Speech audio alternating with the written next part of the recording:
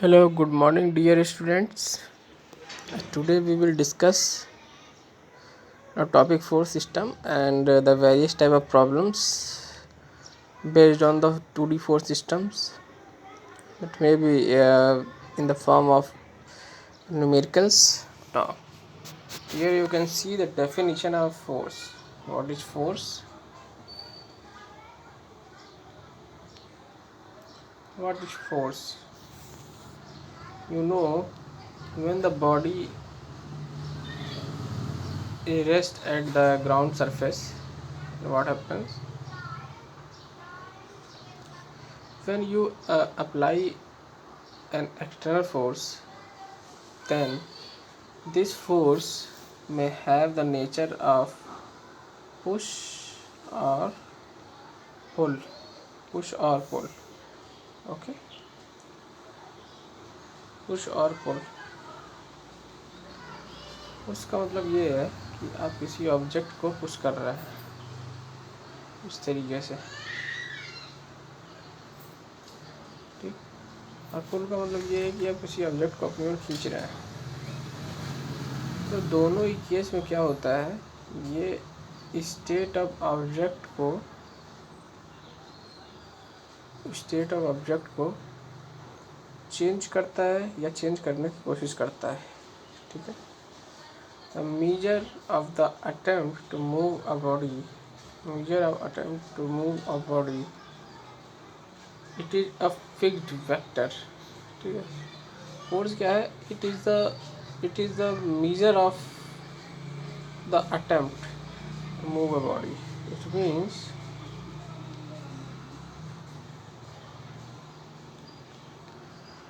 किसी चीज का मेजर करते हो तो यहाँ पे मेजर जो कर रहा है ये किसका मेजर कर रहा है? एक अटेम्प्ट का मेजर कर रहा है, जो कि क्या करेगा, किसी भी बॉडी को मूव करेगा, ठीक है।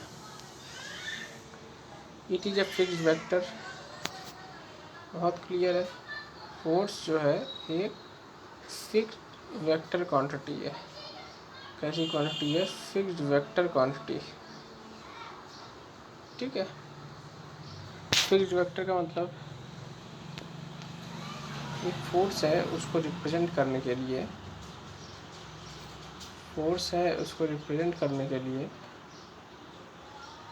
मैग्नीट्यूड की ज़रूरत है,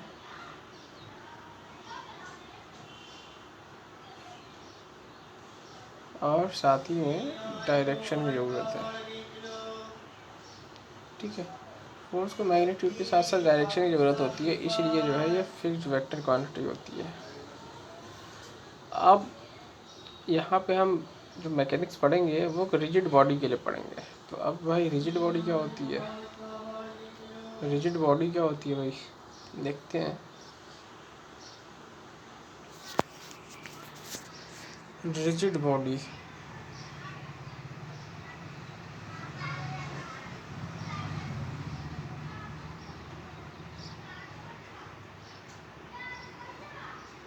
ठीक है, एक ऐसी बॉडी की हम बात कर रहे हैं, एक ऐसी बॉडी जिस पे कोई एक्सटर्नल फोर्स लगाया जाए, विच इज सब्जेक्टेड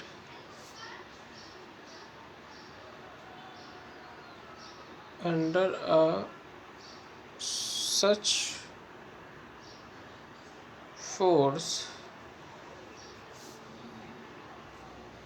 कोई फोर्स लग रहा है किसी बॉडी पे, बट जो inside the displacement, inside the body, but there will be no displacement, and there will be no displacement between two continuous particle, inside body. ठीक, मतलब जब आप किसी बॉडी पे फोर्स लगा रहे हैं, जब आप किसी बॉडी पे फोर्स लगा रहे हैं, किसी एक बॉडी ले लो, इस तरीके से किसी बॉडी पे फोर्स लगा रहे हैं, ठीक है, इस तरीके से फोर्स लग रहा है बॉडी पे।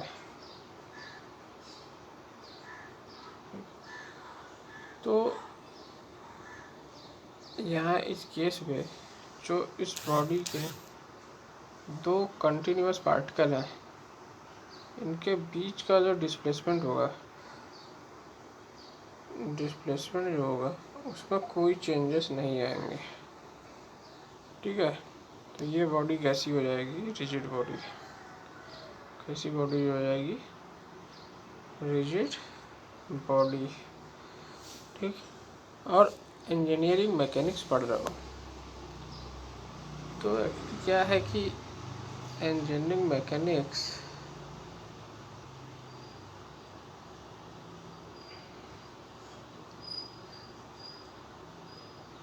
हम रिजिड बॉडी पर ही एनालिसिस करेंगे, कैलकुलेशंस देखेंगे। ठीक है,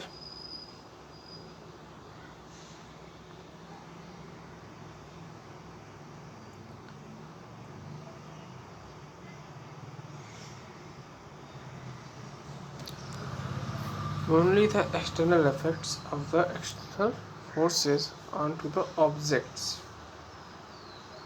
are of interest.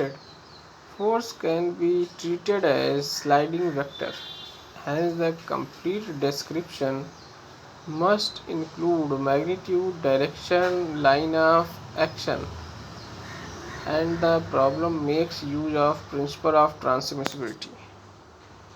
तो ये अगर हम यहाँ पे फोर्स की कैरेक्टरिस्टिक की बात करें,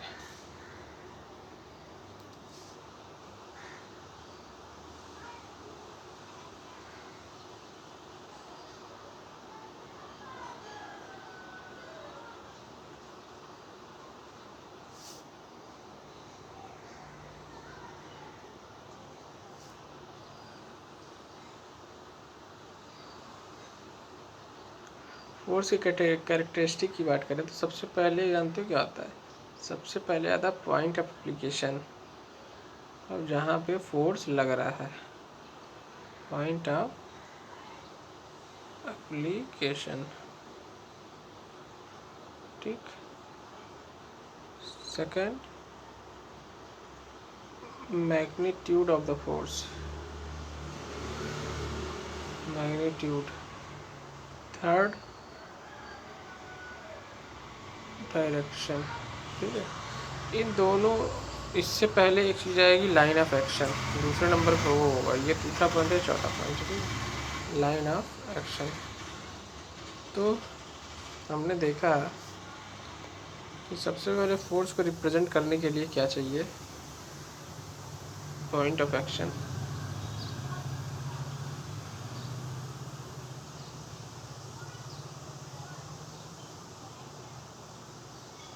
पॉइंट ऑफ एक्शन चाहिए। ठीक, तो point of action it is that point where the force acts। ठीक है, किसी भी 2D कोऑर्डिनेट सिस्टम में, किसी भी 2D कोऑर्डिनेट सिस्टम में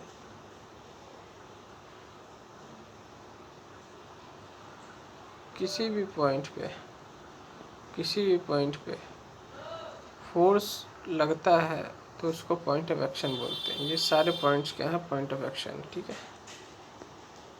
ये तो पहला आपका ये कैरेक्टरिस्टिक हो गया फोर्स का, पहला कैरेक्टरिस्टिक हो गया फोर्स का। पहला कैरेक्टरिस्टिक क्या होगा फोर्स का, point of action.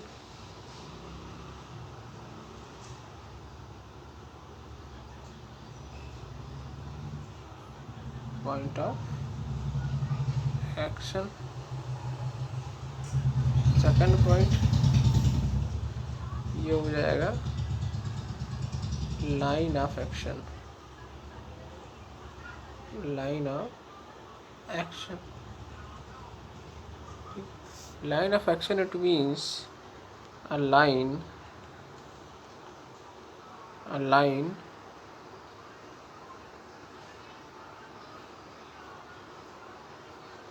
a line along which any force is acting. So this is known as line of action. Okay. Third क्या हो जाएगा, मैग्नीट्यूड। ये फोर्स की कुछ ना कुछ मैग्नीट्यूड होगी, मतलब मान लो 10 यूनिट मैग्नीट्यूड होगा या 100 यूनिट मैग्नीट्यूड होगा, ठीक। और इस फोर्स की कुछ सेट डायरेक्शन होगा, या तो ये डायरेक्शन, या तो इधर डायरेक्शन, या तो ये डायरेक्शन, या तो ये डायरेक्शन, या तो ये डायरेक्शन, ये डायरेक्शन, तो ये डायरेक्शन, ये डायरेक्शन। डायरेक्शन कई सारे डायरेक्शन हो सकते हैं, ठीक है।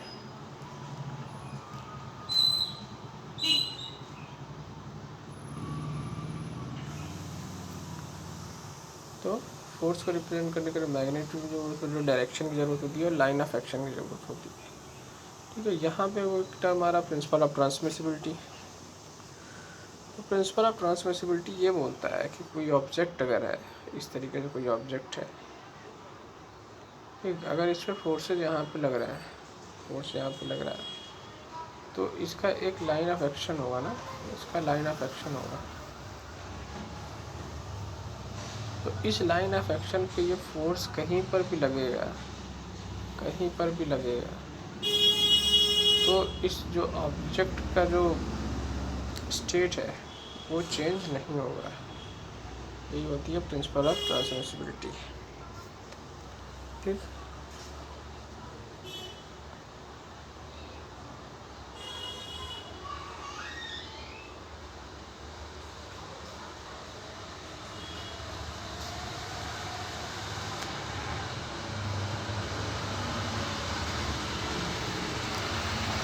यहाँ पे अगर हम ओवरव्यू ऑफ फोर्सेस की बात करें,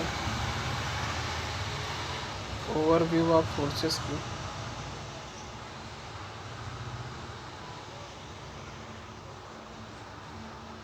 तो कांटेक्ट वर्सेस बॉडी फोर्स, ठीक है, कांटेक्ट वर्सेस बॉडी फोर्स।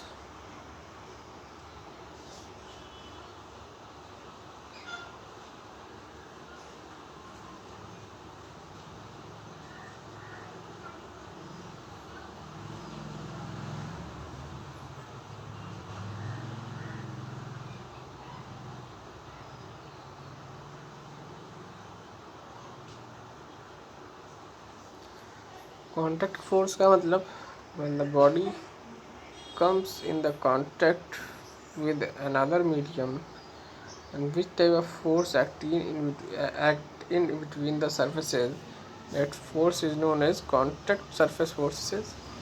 और जो बॉडी का जो सेल्फ वेट होगा वो दोनों डायरेक्शन में लगता है, तो उसको कह सकते हैं body forces. Concentrated distributed force, कोई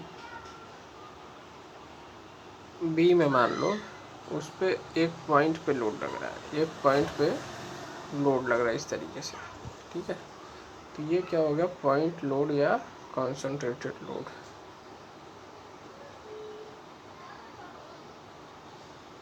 ठीक है, कॉन्सेंट्रेटेड लोड। बट यही बीम पे अगर फोर्स यूनिफॉर्मली डिस्ट्रीब्यूटेड हो जाए या यूनिफॉर्मली वेरिंग लोड हो जाए इस तरीके से, तो ये डिस्ट्रीब्यूटेड लोड हो जाएगा।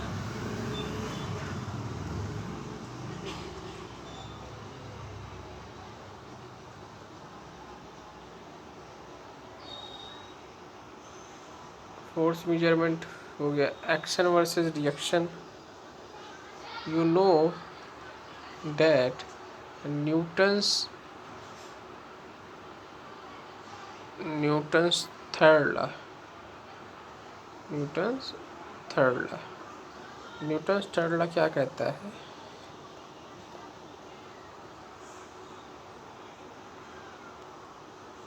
न्यूटन्स थर्ड लॉ कहता है कि अगर किसी भी ऑब्जेक्ट पे कोई एक्शन लग रहा है तो उसके ऑपोजिट डायरेक्शन में उसका रिएक्शन भी होगा।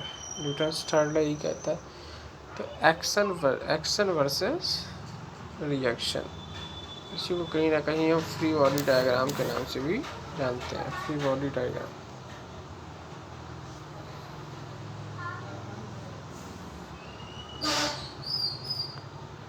फिर हम बात करते हैं कि फोर्स कंपोनेंट्स क्या होते हैं। कंबाइनिंग फोर्स की बात कर लेते पहले। कंबाइनिंग फोर्स, मान लो कि हम कंबाइनिंग फोर्स की बात कर रहे हैं। कंबाइनिंग फोर्स की बात कर रहे हैं अगर हम,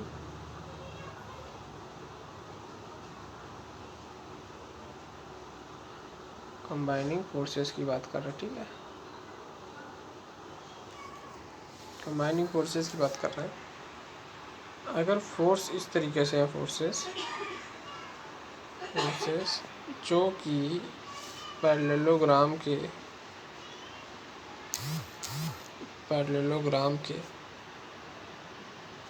टू एडजेसेंट साइड से रिप्रेजेंट किया जा सकता है। मतलब कोई फोर्सेस हैं जिनको पैरेललोग्राम के टू एडजेसेंट साइड से रिप्रेजेंट किया जा सके। एक मान लो यहाँ P है, एक मान लो Q है। तो जो इसका रिजल्टेंट फोर्स होगा वो इसके डायगोनल से रिप्रेजेंट होगा, इसके डायगोनल से रिप्रेजेंट होगा, ठीक है। डायगोनल से रिप्रेजेंट होगा, ठीक। आर, ये थीटा एंगल मान लो। इसी तरीके से कोई दो फोर्स है और ट्रायंगल को दो साइड से रिप्रेजेंट हो, तीसरी साइड क्या रिप्रेजेंट करेगी? उसके रिजल्टेंट को। तो इस तरीके से हम फोर्सेस को कंबाइन करने की बात करते हैं, ठीक है। अब ये हो गया फोर्सेस कंबाइन करने की बात। अब हम फोर्सेस के कंपोनेंट की बात करते हैं, ठीक है। फोर्सेस के कंपोनेंट की बात करते हैं। फोर्सेस के कंपोनेंट की बात करते हैं। Component of forces.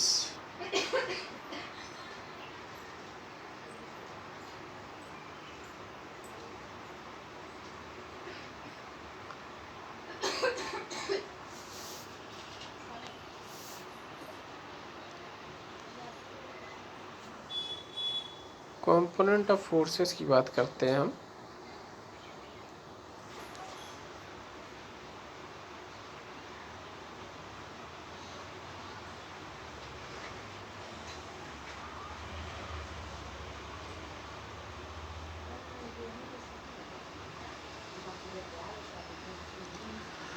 Component of forces का मतलब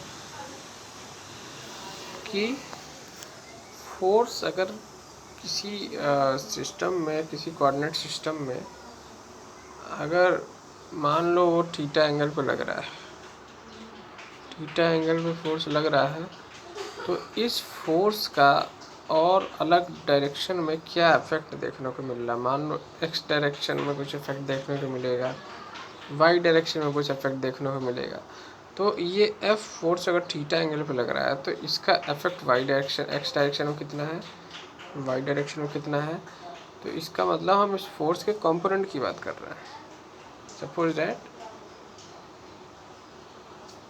ये इस तरीके से कोऑर्डिनेट सिस्टम में, ठीक है, और इस पे कोई फोर्स थीटा डिग्री पे लग रहा है इस तरीके से, ठीक है। थीटा डिग्री पे, थीटा डिग्री फोर्स लग रहा है। तो इसका जो हॉरिजॉन्टल कंपोनेंट है वो क्या हो जाएगा, एफ एक्स। वर्टिकल क्या हो जाएगा, एफ वाई। तो एफ एक्स क्या हो जाएगा, F cos theta. F x क्या हो जाएगा, एफ कॉस थीटा। और एफ वाई क्या हो जाएगा, एफ साइन थीटा। ठीक, तो जो एफ कॉस थीटा और एफ साइन थीटा है, यही क्या है, फोर्स का इफेक्ट है। ठीक, एक्स डायरेक्शन और वाई डायरेक्शन में। ऑर्थोगोनल प्रोजेक्शन मतलब 90 डिग्री कोऑर्डिनेट सिस्टम की हम बात करेंगे। उसके बाद overview of forces, addition of, simply addition की बात करेंगे। सिंपली फोर्सेस को क्या कर लेंगे, ऐड कर लेंगे, मल्टीप्लाई कर देंगे। ठीक है, मान लो इस प्रॉब्लम की हम बात करते हैं यहाँ पे। आई थिंक प्रॉब्लम क्लियर है। ये प्रॉब्लम की बात करते हैं, इसको पढ़िए। If the two equal tension T in the pulley cable together produce a force of 5 kilonewton on the pulley bearing, then calculate the value of capital T।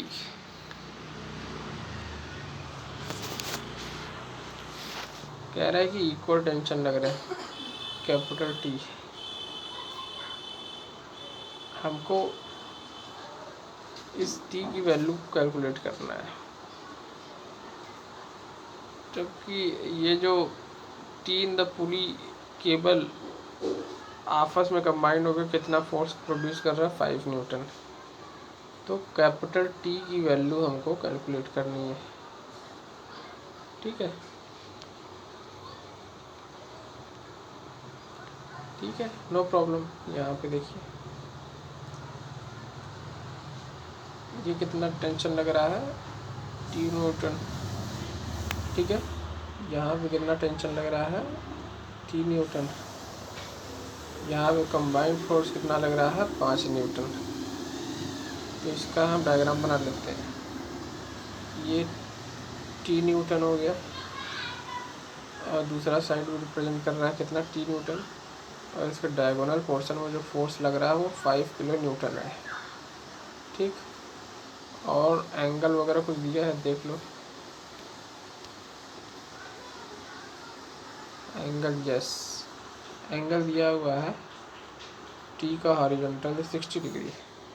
तो अगर हम एक क्वाड्रिलेटरल बनाएं और इस क्वाड्रिलेटरल में, इस क्वाड्रिलेटरल, जो क्वाड्रिलेटरल हम बना रहे हैं, इस क्वाड्रिलेटरल में क्या करें, ये तो टी है। ठीक, और ये कितना है, ये भी टी है। ठीक है, ये 60 डिग्री है, ये 60 डिग्री है। तो जो डायगोनल से एक लाइन पास हो रही है उसकी वैल्यू दी हुई है क्वेश्चन में। आर की वैल्यू कितना, 5 किलो न्यूटन है, न्यूटन दी हुई है। तो क्वाड्रिलेटरल लॉ या पैरेललोग्राम लॉ से हम जानते हैं कि जो आर स्क्वायर होगा,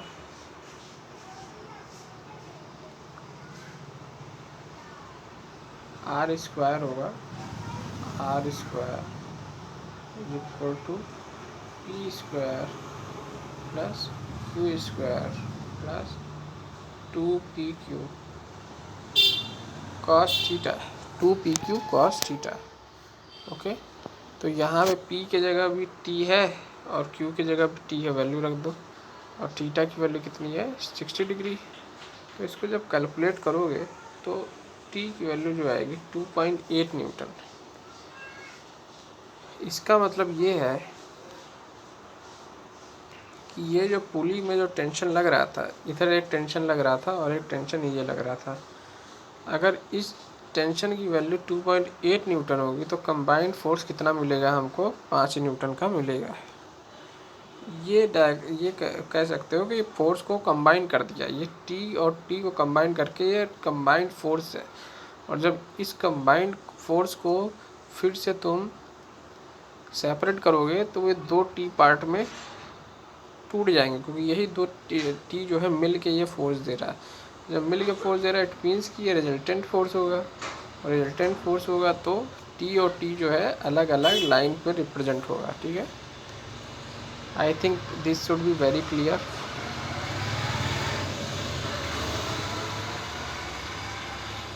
नेक्स्ट क्वेश्चन देखो, ये वाला क्वेश्चन प्रॉब्लम नंबर 2। इस क्वेश्चन को देखिए, लिखा हुआ while steadily pushing the machine up an incline. अगर एक मशीन को पुश कर रहे हैं स्टेडली, एक जैसे एक इंक्लाइन प्लेन पे, तो एक पर्सन है जो 180 न्यूटन का फोर्स लगा रहा है as P in shown in this figure. Now calculate the component of P which are parallel and perpendicular to the incline. It means कि ये जो आदमी है, यहाँ पे जो आदमी है वो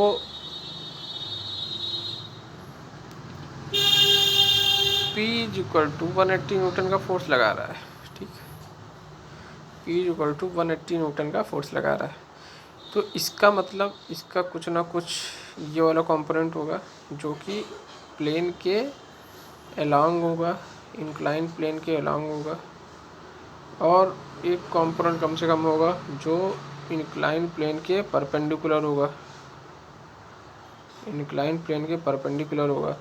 इट मीन्स कि हमारे पास दो वैल्यूज है, एक तो p की x वाली वैल्यू, एक p की y वाली वैल्यू। यही कैलकुलेट करने के लिए इन्होंने कहा है।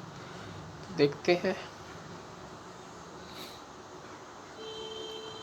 ये 15 डिग्री दिया हुआ है, ये 15 डिग्री, ये 15 डिग्री हो जाएगा। ठीक है,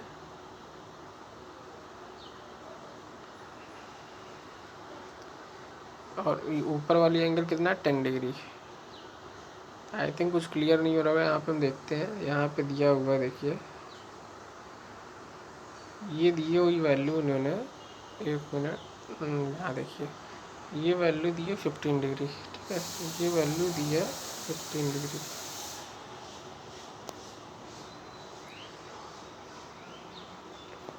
जो इंक्लाइन प्लेन है उसकी एंगल दिया 15 डिग्री। ठीक है, और जो हाथ और हॉरिजॉन्टल के बीच का एंगल है वो कितना है, 10 डिग्री दिया है,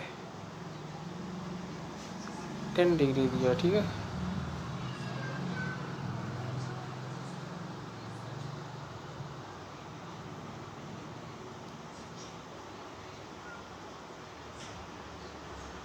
ये जो हाथ है वो यहाँ पे 10 डिग्री पे लग रहा है। तो बढ़ा लो यहाँ पे कि कितना है, 10 डिग्री। तो जब ये 10 है तो ये 10 है, और ये 10 है तो ये 10 है। ठीक,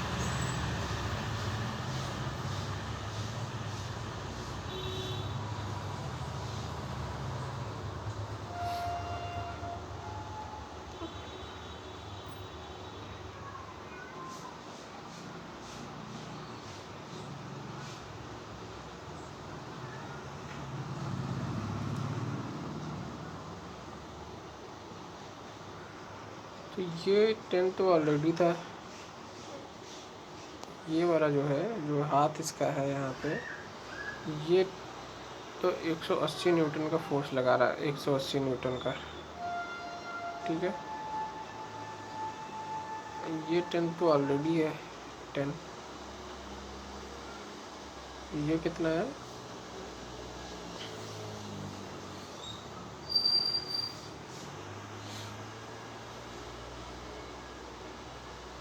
एक मिनट, आप समझ में आप भाई, अब देखो एक मिनट, एक इंक्लाइन प्लेन तुम ड्रा कर लो। ठीक है, ये कितना दिया हुआ था, ये 15 डिग्री दिया है। ठीक, अब इसके अलावा जो है आदमी चल रहा है, इसके अलावा अब ये आदमी जो चल रहा है यहाँ पे, इसके हाथ का जो जो फोर्स लगाने का तरीका है वो कितने डिग्री पे लग रहा है, वो इन्होंने लगाया 10 डिग्री पे। कितने एंगल पे, 10 डिग्री। ठीक, तो ये वाली वैल्यू कितनी है, 10। ठीक, ये 10 है।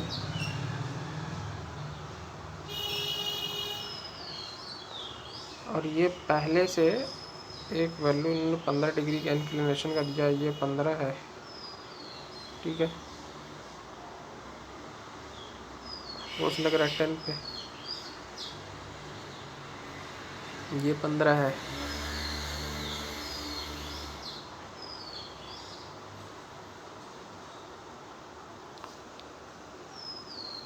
तो 10 + 15 को जब जोड़ दोगे,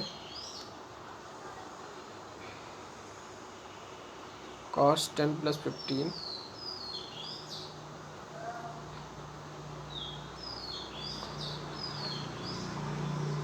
तो 163.1 न्यूटन आ जाएगा, जो कि हॉरिजॉन्टल होगा, और ये वाला क्या हो जाएगा, वर्टिकल, जो कि नॉर्मल होगा।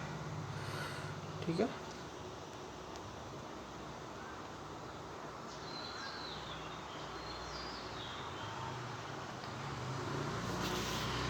Now the next question. Determine the resultant R of the two forces applied to the bracket while R in terms of unit vectors along the x and y axis shown in figure.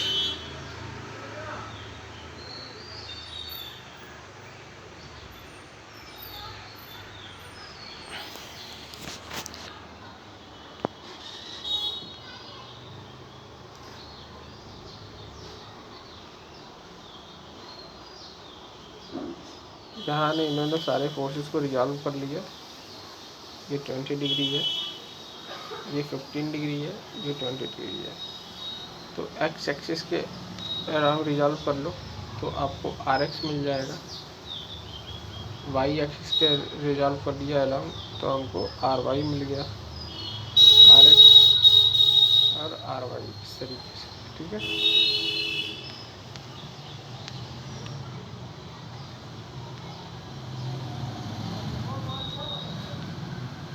Next question पढ़िए। It is desired to remove the spike from the timber by applying force along its horizontal axis. An obstruction A prevents direct access so that two forces, one 1.6 kN and the other P, are applied by cables as shown. Now calculate the magnitude of P necessary to ensure axial tension T along the spike. Also find the value of capital T.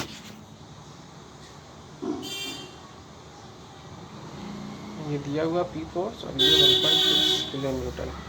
ठीक।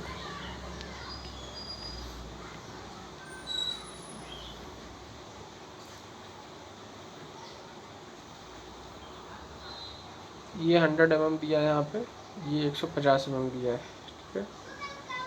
तो 100 और 150 ये I think perpendicular होगा, perpendicular.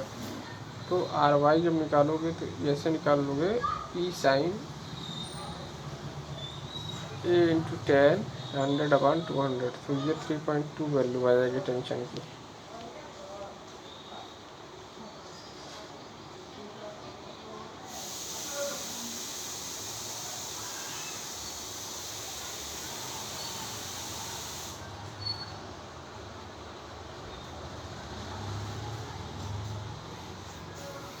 अब हम बात करते हैं मूवमेंट की। मोमेंट क्या होता है? मोमेंट बहुत बचपन से पढ़ते हुए आ रहा हूँ कि मोमेंट को अगर हमको डिफाइन करना है तो उसके लिए हमको एक चाहिए फोर्स। ठीक है, एक फोर्स चाहिए और इसके साथ ही साथ हमको परपेंडिकुलर डिस्टेंस चाहिए उस पॉइंट के अबाउट, जिस पॉइंट के अबाउट हमको मोमेंट लेना है। दो चीज़ें चाहिए। ठीक। तो मोमेंट क्या बोल सकते हैं? मोमेंट क्या हो जाएगा?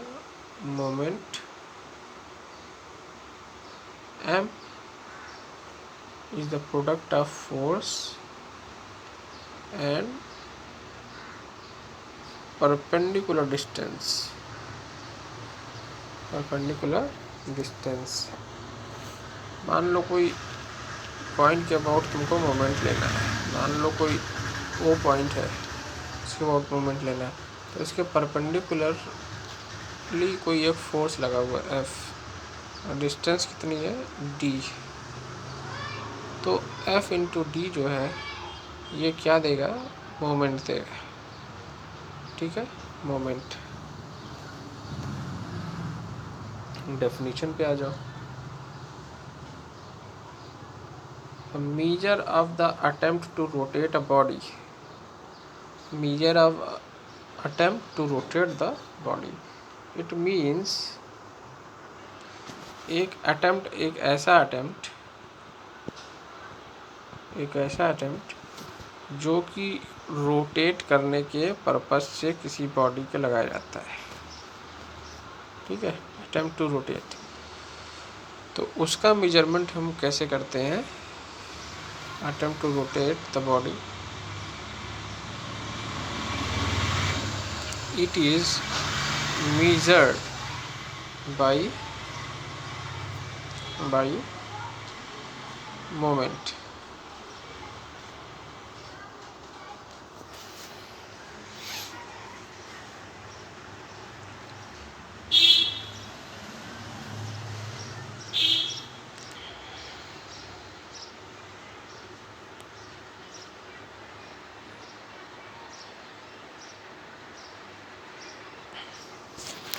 यहाँ पे देख सकते हो कोई रिजिड बॉडी है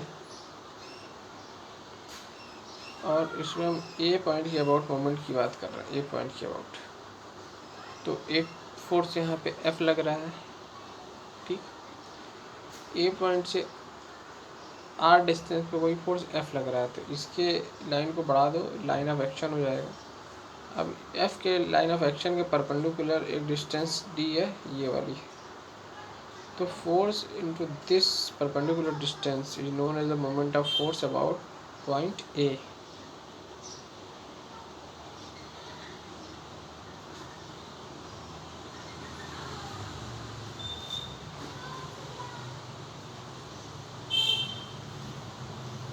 तो इस परपेंडिकुलर डिस्टेंस को अगर यहाँ पर तुम देख रहोगे, ये राइट एंगल ट्राइंगल है। ठीक, तो ये डिस्टेंस जो है, और ये क्या है, अल्फ़ा है। तो यहाँ पे साफ साफ दिया हुआ है, ये sine alpha is equal to R upon D. Sorry, एक मिनट, क्या दिया हुआ है यहाँ पे, sine alpha is equal to D upon R दिया है। तो डी की वैल्यू क्या हो जाएगी, डी की वैल्यू आर साइन अल्फ़ा हम लिख सकते हैं। ठीक है, तो एम की वैल्यू क्या हो जाएगी, एम की value F R sine alpha, ये लिख सकते हैं।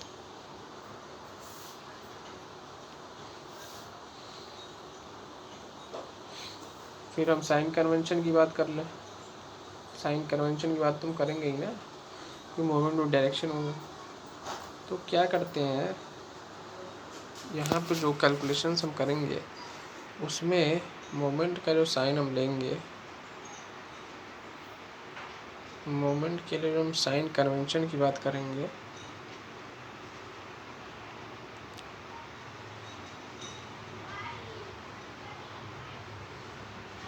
साइन कन्वेंशन की बात करेंगे, जो क्लॉकवाइज डायरेक्शन में मोमेंट होगा, क्लॉकवाइज डायरेक्शन में मोमेंट जो होगा उसको हमेशा हम पॉजिटिव ट्रीट करेंगे। ठीक, पॉजिटिव ट्रीट करेंगे। जो काउंटर क्लॉकवाइज होगा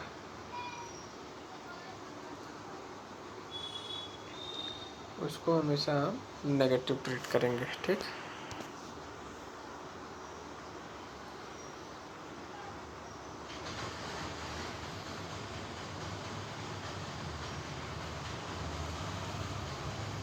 नेक्स्ट बहुत इम्पॉर्टेंट थ्योरम आती है, वेरिग्नॉन्स थ्योरम। वेरिग्नॉन्स थ्योरम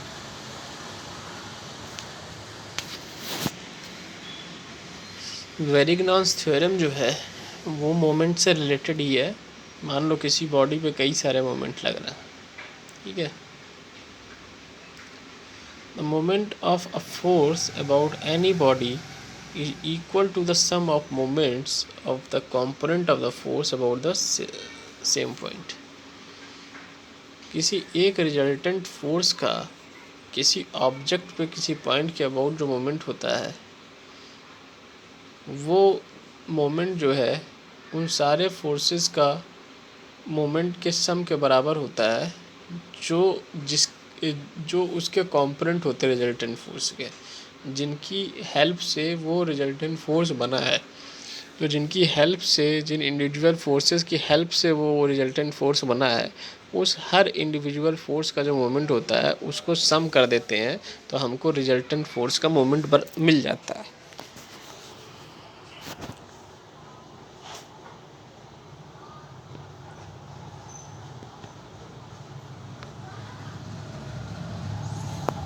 जैसे कि यहाँ पे आपको दिख रहा है इस डायग्राम में, देखिए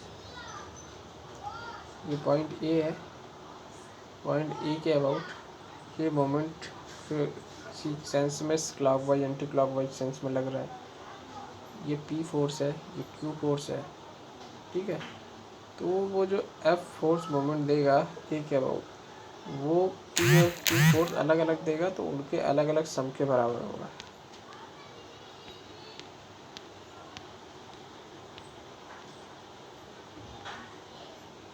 ठीक, फिर कपल की बात कर लें। Couple may be defined as a measure of the attempt to purely rotate a body.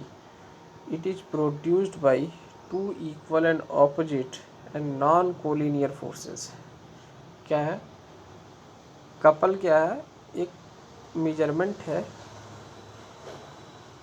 Attempt का, जो कि purely rotation of the rotation देगा बॉडी को। ठीक है, प्योरली रोटेशन, बॉडी मूवमेंट नहीं होगा, केवल रोटेशन देगा।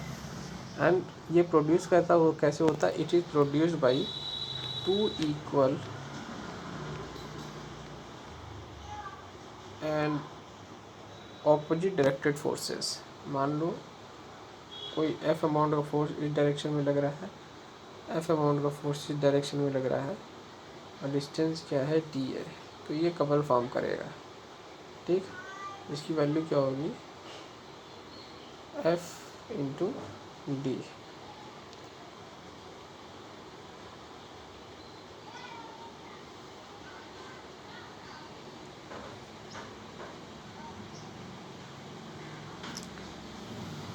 और वहाँ पे आपने देखा भी कि वो इक्वल थे, ऑपोजिट थे और नॉन कोलिनियर फोर्सेस थे। ठीक, it established by two lines of action of force. It is a free vector and से नो मोमेंट सेंटर।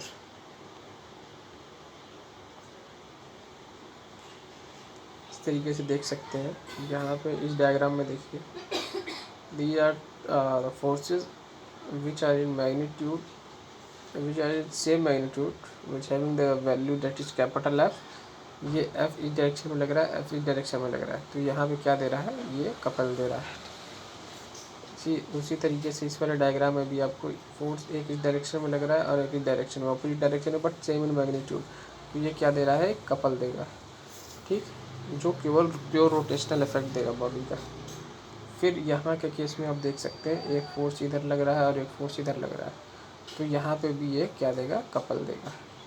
ठीक है, यहाँ पे इस केस में देखिए, इस केस में 2 टाइम्स फोर्स कर दिया है, लेकिन 2 टाइम्स इधर वाला भी किया है, तो यहाँ पे भी ये क्या देगा? कपल देगा, इस तरीके से। ओके, तो इसका नेक्स्ट जो है पार्ट हम नेक्स्ट वीडियो में कवर करेंगे। Okay, thank you.